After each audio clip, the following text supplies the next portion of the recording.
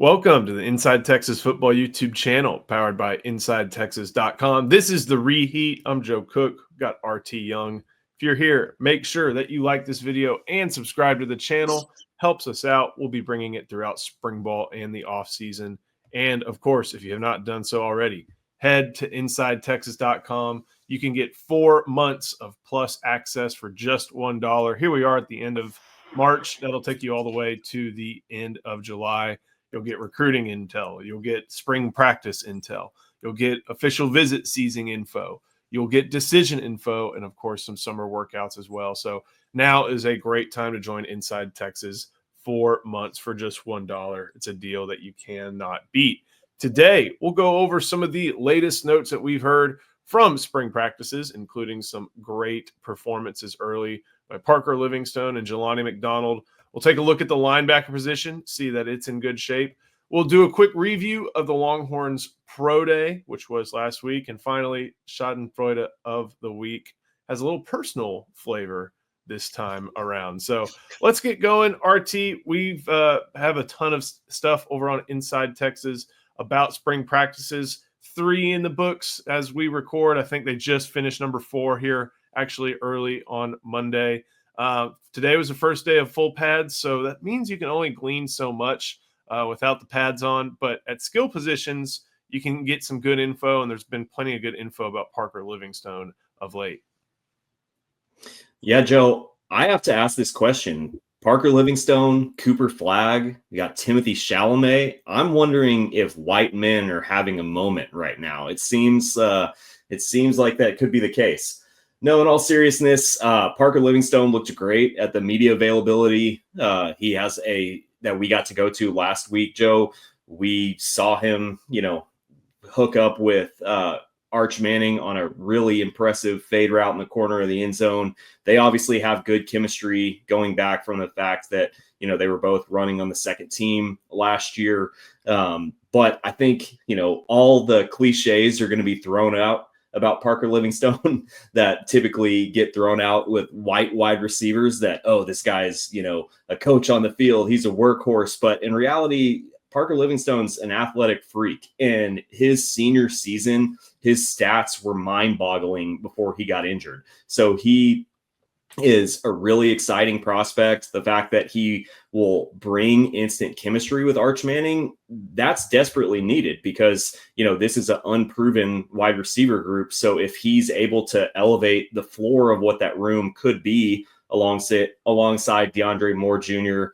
and Ryan Wingo, it's really exciting because we desperately need Texas to have a 3-man wide receiver rotation at least that they can count on because Sark likes to ride those tight wide receiver rotations throughout the season.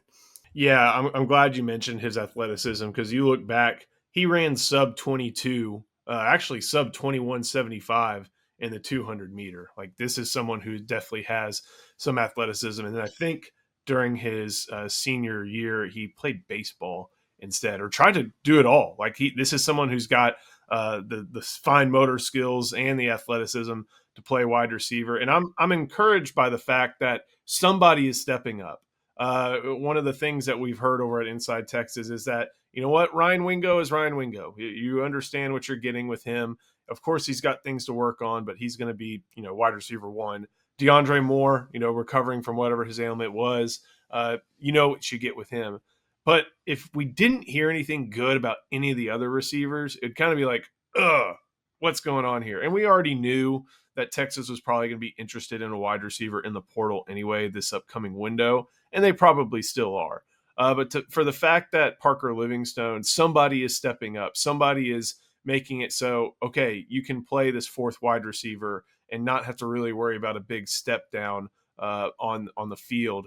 That's critically important.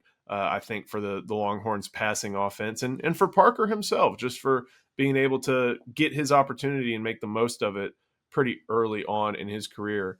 One of the other, go ahead. I think too, you don't want to have to rely on one of these freshman wide receivers like Dalen McCutcheon, Jamie French, or Kalik Lockett. Obviously, there are exceptions to that where you can't keep someone off the field, like in the case of Xavier Worthy in 2021, or Ryan Williams or Jeremiah Smith last year at Alabama or in Ohio State, respectively. But you want those guys to be able to marinate for a while, learn the offense, and when they do come in, allow it to be in spots where they can really be almost playmaking pieces in a way how we saw Ryan Wingo used at the beginning of last season. Like you think of that reverse in the Michigan game, in moments like that, before Texas's wide receiver depth, with Isaiah Bond being banged up, Jonte Cook leaving the program, really took a hit, and where you really needed on Ryan Wing, you don't want to have to lean on a freshman wide receiver deep into a playoff run like they had to lean on Ryan Wingo last year.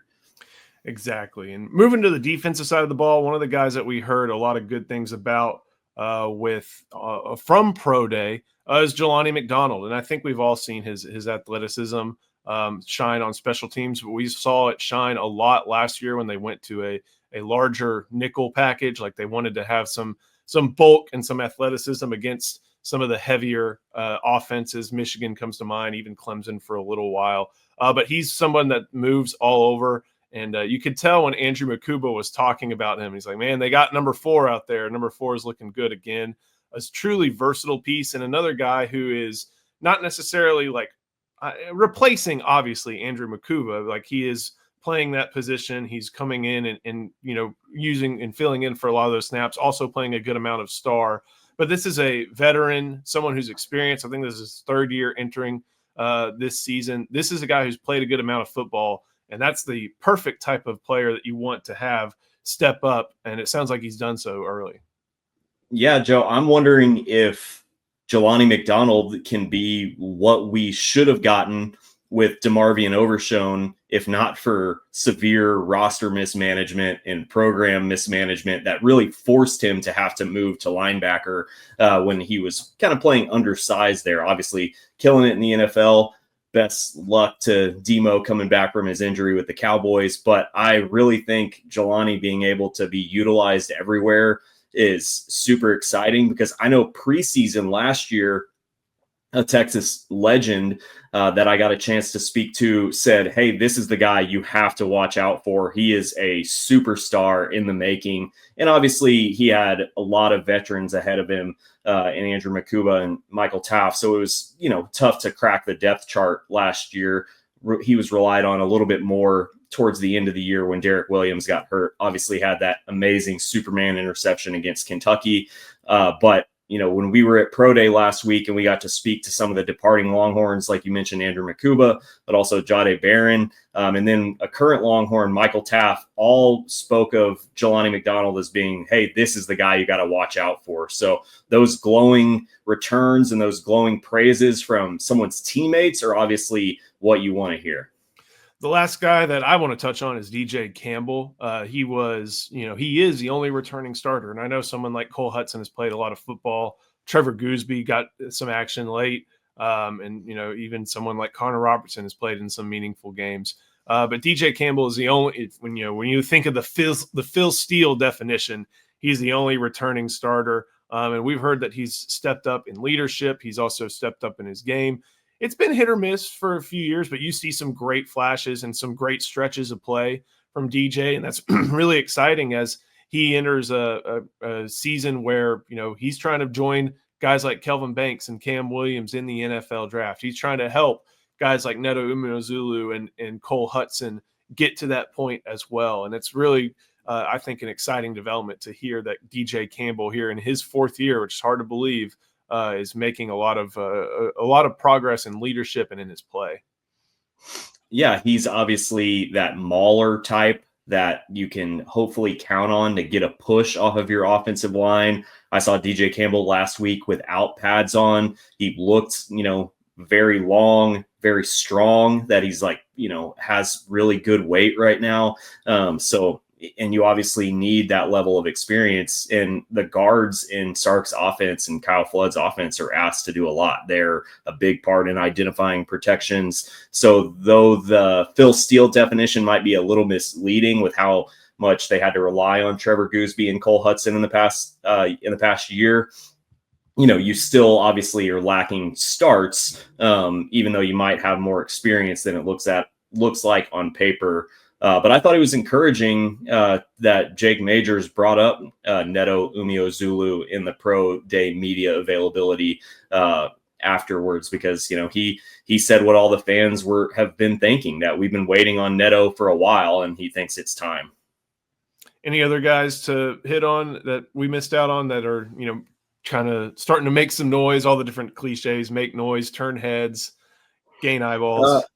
I wrote an article about this last week, and I observed it firsthand, and Evan Veith and I talked about it in our first practice reaction last week. But obviously you can tell by the way that Coach Jeff Banks is coaching Jordan Washington that, hey, this guy is someone that the team is relying on a lot. They have really big expectations for this dude. It reminded me of your reporting back in the day of how Coach Jeff Banks really coached Jatavian Sanders as he was learning the tight end position. So, Jeff Banks, Kyle Flood, Steve Sarkisian have all said multiple times in the past, after quarterback, tight end is the most important position in their offense. And you obviously saw that the past 3 years with Sanders and Gunnar Helm were relied on huge. So they really cannot afford a dip in production from the tight end position. And man, I saw Jeff Banks getting after Jordan Washington. He was making him do reps 2 to 3 times more than other guys. But obviously he was quick to dole out praise when Jordan Washington, used his physicality and used his size. And then I thought when we got to see a little bit of route running and connections with the quarterbacks, I thought Jordan Washington, I thought he displayed good hands, good running ability. So he's exciting. Lots of guys to track over on Inside Texas. Well, before we keep going, got to show some love to one of our sponsors. That is Laura Baker. Hi, I want to tell you about Laura Baker. If you're looking for a new home in the 512, or even at this point, let's face it, 737 area code, there's only one number to call. That's Laura Baker at 512-784-0505. As a member of the elite Andy Allen team with Keller Williams, Laura has helped Longhorns find the home of their dreams in Central Texas. Just ask our resident sex symbol, Ian Boyd, who moved all the way from Michigan to Texas with Laura's help. Laura can help you find what you're looking for in the 512, the 737, or even parts of the 254 and the 210. Just, give her a call at 512-784-0505. Her email is in the description, as well as the rest of her contact details. She's a friend. Give her a call. Thank you, LC. One of the other big takeaways that we've gotten over the past few days and over the first few days of practice is that linebacker is going to be in good shape this year. And that's a positive thing, not just for Johnny Nansen, but for Pete Kwiatkowski. You've got Anthony Hill, and all the things that we've heard about Anthony Hill is don't worry about Anthony Hill. Like, this is if everything goes according to plan, this guy's going to be an All-American again. He's probably going to be on some award watch lists and award finalists, and he's going to be heading to the NFL after 3 years, and deservedly so. But he can't do it by himself, and we've heard good things, not just from the guy who played by him a lot last year, but also a guy who is new to that position, and then also someone who's even new to Texas too. Yeah, so I was a little nervous about the linebacker rotation until we really started hearing practice reports. And, you just think about the fact that even though we have guys like Anthony Hill and Leongo Lafau, you're losing a lot of experience like Mo Blackwell and David Binda, guys who had a lot of years in the program under their belt. And I was like, man, are we losing someone at defensive end or edge and Trey Moore, who really came on at the beginning of the season, and moving them to linebacker out of necessity? But I think the heart behind it is more, let's put weapons all over the field and let's get packages together where we can create absolute chaos by being able to deploy a defense where Anthony Hill, Colin Simmons, and Trey Moore are all lined up in various places on the field. And even throw in somebody that we mentioned earlier, like Jelani McDonald, like that is a lot of athleticism. And then you're supplementing it with experience and guys who have really high floors, like a Brad Spence, the transfer from Arkansas. Obviously, you have some highly touted recruits like Bo Barnes as well, and Ty Anthony Smith. That'll contribute to the linebacker room. But I think Trey Moore is really move to the position, to get some more stuff on tape, so show some more versatility for the NFL, and just be deployed as a weapon that can hopefully create chaos for Pete Kwiatkowski's defense. Yeah, Trey Moore, his size, not going to be an edge at the NFL. He's very, usable in college at that and very good at it. And he still could probably be used in that role at some point. But he's got the skill set and the size and kind of the movement ability to still play in the weak side linebacker spot.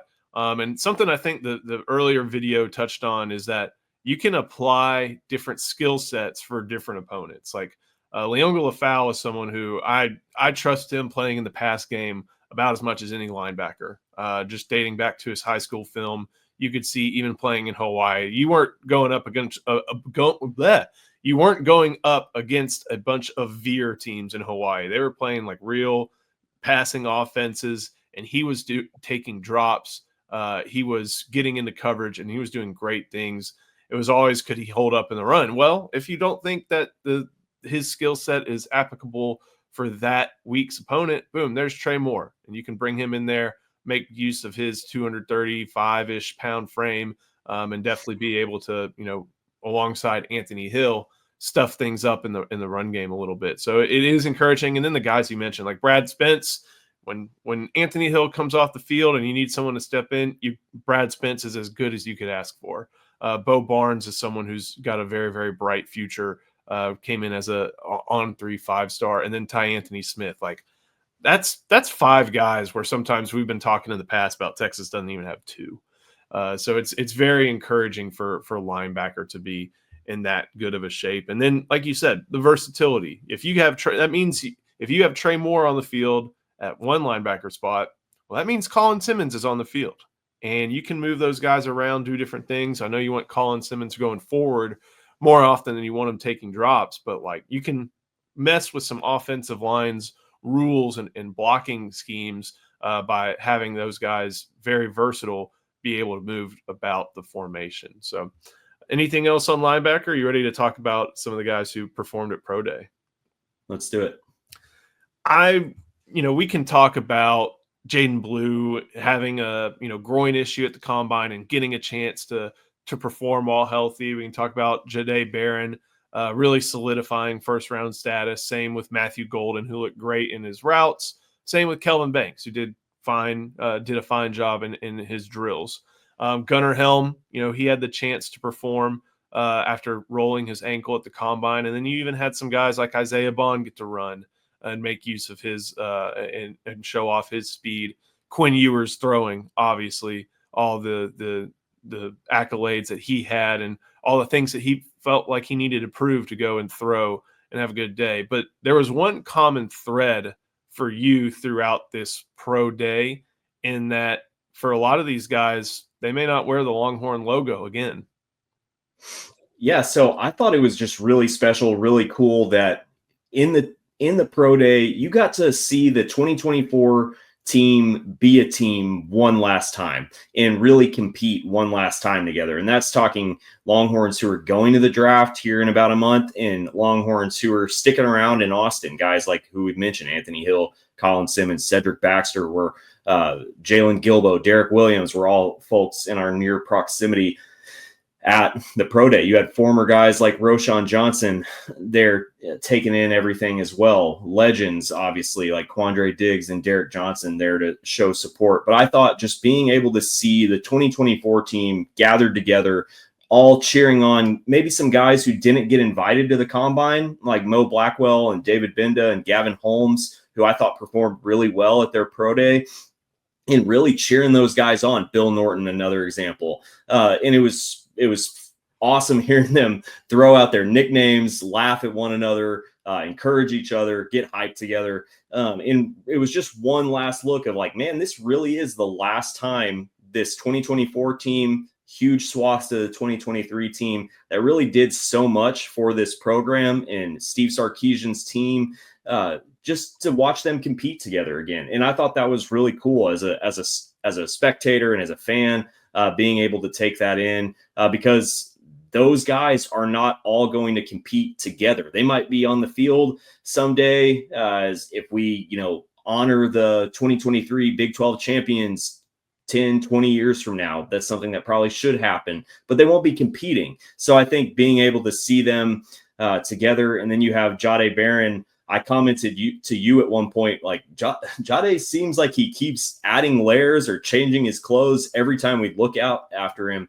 And then at one point he wasn't wearing the pro day attire and he's wearing a long sleeve kind of baggy orange shirt, Longhorn shirt. And then of course, when he delivers a sermon like only Jahdae can in the media availability afterwards, he's like, I didn't wear the pro day attire because I wanted to compete and burn orange one last time. And man, if that doesn't get the orange Kool-Aid flowing through your veins, nothing will.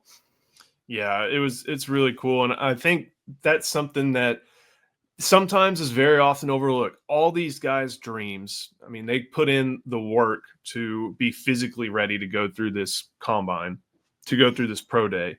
Their dreams are to play in the NFL. It's the pinnacle of football. There is nothing above the NFL. But at the same time, like, there's very few instances in the NFL, maybe even a handful, where there's something that has such an emotional connection like college football has. Like, this is, for a lot of these guys, this is their state. This is their city. At the very least, it's their school. And so for them to have that emotional connection, it can exist in the NFL, but it's almost unique to college football, that emotional connection that players have. Because, okay, yeah, I know you can transfer, I know you can do all that, but like you at this point, like, you pick your school. The team drafts you whenever you start, your NFL career. You pick your school, whether you're a high school freshman or a guy entering the portal. So there is that emotional connection. And like you said, it's something I'm sure that applies to even high school players when they go off to college and stuff like that. You win a state championship with your friends. That's something you're never going to be able to do again. You're not going to be able to compete with your community like that ever again after you go to college. You're not going to be able to compete with your school, with your classmates, with your teammates like that again until once you leave for the NFL. And I think that's something that could be overlooked very often, but I'm glad that not only Jahdae very much brought that to light, but you brought that to light as well. And that's why you see all these players. That's why there's a Letterman Lounge. That's why there's a T Association. So whatever way they can replicate that camaraderie still exists for them. And even so, like, I picked up a tidbit at Pro Day that Jermaine Lole, who, Texas was his third school, he's going to be sticking around and be a GA for the Longhorn football program, because he wasn't. I was like, why isn't Jermaine going through Pro Day? And I figured out that he's going to end up being a GA. 7 years was enough football for him. So even that kind of shows, like, hey, like, I want to stick around the game. I want to stick around with the team. We've seen other Longhorns do that, and it's pretty cool that just another example of why college football is special, why Texas football is special. Yeah, and I think you see that Sark is building a special culture with the camaraderie, even though he won 2 national championships for the Georgia Bulldogs. You had Indianapolis Colts wide receiver A.D. Mitchell taking in Pro Day alongside Jordan Whittington and some other current pro players. So I think that's special. He was only in Austin for 1 year. He obviously is from Texas, but I think that speaks volumes too. Before we finish out, got to show some love to our other sponsor, that is David McClellan. I'm just going to say, guys, you probably need a fiduciary financial advisor, and I've got the guy for you. His name is David McClellan with Forum Financial. He works broadly and deeply with his clients as a financial life coach, and he should know something about coaching because he won several national championships as a swimmer for the University of Texas. He specializes in financial planning and has contributed numerous articles to Kipling on the topic of retirement tax bombs. So contact David today to be your fiduciary financial planner and schedule a 1-hour consultation to assess your financial situations. The free consultation is available, so just give him a call. The number is 312-933-8823. That's 312-933-8823. His email is also in the description below. Last but certainly not least, hey, we're not going to talk about Texas A&M baseball in this segment, even though we very well could. after they lost another series, dipped below 500, so on and so forth. We won't take too much time to shed light on that. Speaking of taking up too much time, just go ask Kentucky baseball. But this week, Schadenfreude of the week has a little personal flavor for you, RT. Yeah, absolutely. So we were talking about Pro Day and, getting some time to hear from Jahdae Barron. It was obviously at the Bubble, as it's called on UT's campus. And so first, I'm going to say that the Bubble should not have revolving doors as their only way to get in and out of that thing. That's the problem because of the pressure differential. That's how it stays up.